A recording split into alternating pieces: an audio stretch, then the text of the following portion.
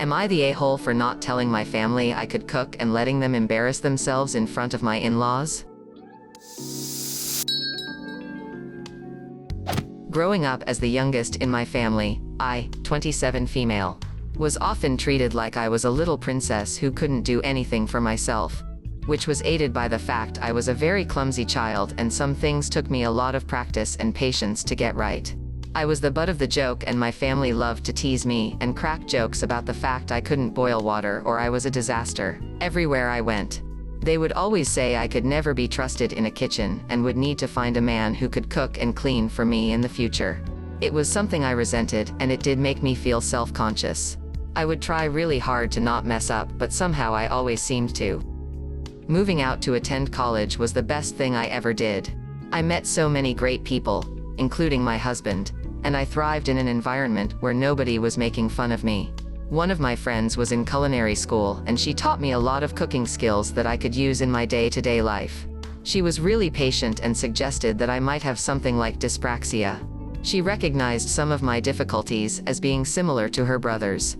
Sure enough, I went to my doctor and she referred me to specialists to help diagnose me. I have a milder form, which is why it was never brought to attention enough. I just looked like I was careless or clumsy as a kid.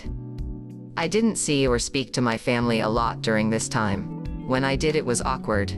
My husband, then boyfriend, would come with me sometimes and he was always so annoyed by the jokes they'd make about me. When we got married, we actually eloped while on vacation overseas with his family. It was amazing and made for a much less stressful wedding. My family and my in-laws had seen each other once or twice before, but briefly. So when my family decided they wanted to come and see me and stayed for a weekend, in a hotel, we decided to host both families. And I cooked. But we didn't announce that until my parents had started making their little jokes and crediting only my husband for the food and the cleanliness of our home. My in-laws were aware of how my family act, but they didn't realize how little they believed in me.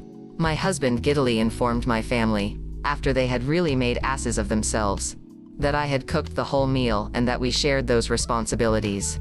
He said the same thing goes for the cleaning. My family were like, no, she can't, but my in-laws said I was cooking almost as long as they knew me and I did a good job every time. My mother-in-law mentioned my diagnosis and my dad told her they thought I was just trying to make excuses. My family were awkward and my in-laws left with a better understanding of my family and a nice dose of anger at them for how far they were going to humiliate me in front of them. My family were also pissed off at me for not explaining things better beforehand. Not the condition, but the fact I do cook now and could do it. They said I tried to humiliate them out of pettiness. Am I the a-hole? Good for you. And dear gods, is this the first Reddit post I've seen where the in-laws are the good guys? Seriously, well done you, and I know how much of a relief it can be to get that diagnosis and finally get the "oh, shit, that explains so much" moment. Not the a-hole, your in-laws and husband sound amazing. Your own family not so much. I would hope they learned a lesson here, but I would suspect probably not. I am so glad her parents and family finally got a taste of their own medicine. It's wonderful that she has loving and supportive in-laws.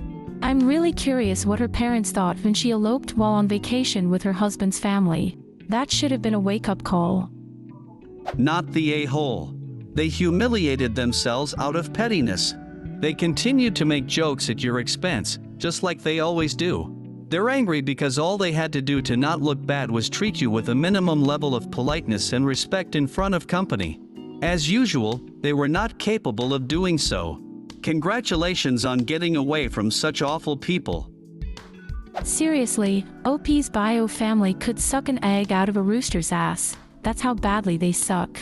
They should be embarrassed after their performance here, and they are, which is why they've lashed out at OP. They tried to humiliate OP. They never bothered to get to know OP well enough to know her struggles.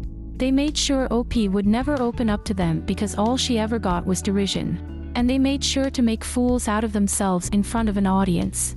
To OP, it's great that you have found such a loving and supportive family in your in-laws.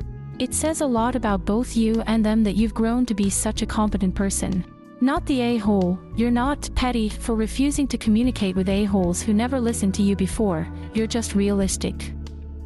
They said I tried to humiliate them out of pettiness. And they spent your entire life trying to humiliate you out of what? Kindness? Sarcasm. Not the a-hole. Am I the a-hole for announcing to my brother-in-law and his friends that my partner and I are going to have sex? My partner and I bought a lovely house that's great for hosting get-togethers. Most of the time, we invite friends and families, mainly friends now. Earlier this week, my brother-in-law asked if we could host a get-together at our place since a friend is visiting the state, and he wanted to give this friend a house tour. Just a disclaimer, I really dislike having my brother-in-law over because he doesn't respect boundaries. We ask guests not to go into our bedroom and my office, but he goes in both because he was looking for our cats or he wanted to check the place out. This man is 11 years older than us. My partner and I barely had time for each other due to our busy work schedules. And this weekend, we were looking forward to us time. My partner said he didn't really want people over, and I said the same. My partner texted back, "We can't. Sorry, we're busy this weekend." Brother-in-law kept pushing and calling asking why we couldn't make time, and he claims it's only going to be a few hours. And this friend rarely visits the state we live in. My partner just kept reply that we're busy. He keeps asking what we're doing and why are we busy.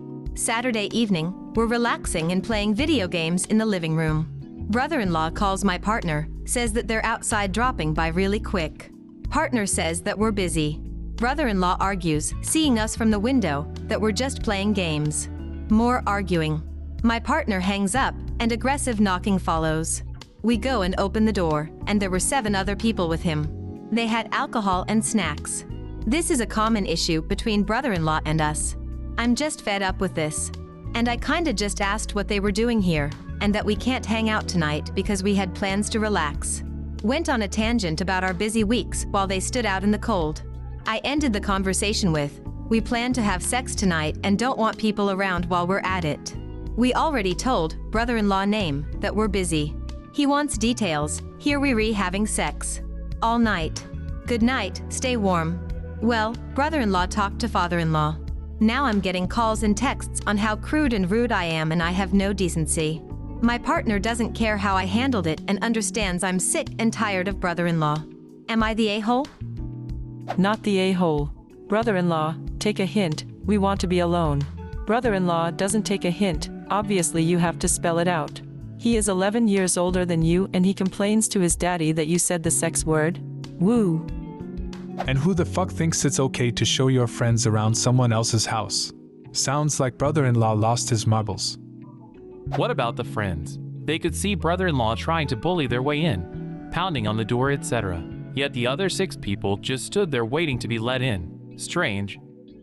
It could be one of those situations that's so weird that you don't know what to do but stand there awkwardly hoping that either it will become normal shortly or you can find an exit that doesn't make it weirder. Or, brother-in-law, my brother is having a get-together at his place, we can swing by. Guest, cool, I'll pick up some beer and snacks. Arrives. No get-together is happening. Guest, wonders to self brother-in-law drove here, so do I wait for him to give up and drive elsewhere? Or call Lyft? Or just pray for the earth to swallow me whole? They told him not to come? What's with this guy? End scene. This is what happened. 100%. Not the a-hole. But why is your partner allowing his father and brother to put the blame all on you and not defend you? He should have put them both in their place.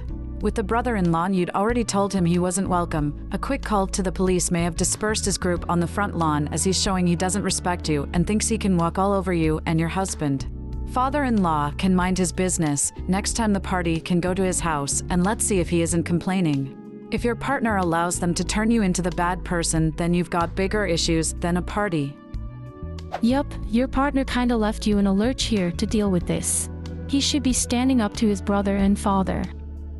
My partner only learned 5 years ago what boundaries were. He tries to set and force most of it, but we can't really control their actions.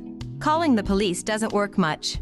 They take 3 to 4 hours to get here, reported a different situation before, much more serious. They took their sweet time. Father-in-law listens. But, my partner needs to have a 2-hour talk with him due to language barriers. Partner was born here, his family immigrated. My partner does not have the energy to talk it out ATM, so we kinda blocked him for now. Not the a-hole. Showing up on someone's doorstep expecting to be hosted when you've repeatedly been told a no is worse than what you did. Next time, and there will be a next time, don't even open the door. What do you think of these stories? Leave a comment and subscribe to the channel for more interesting stories.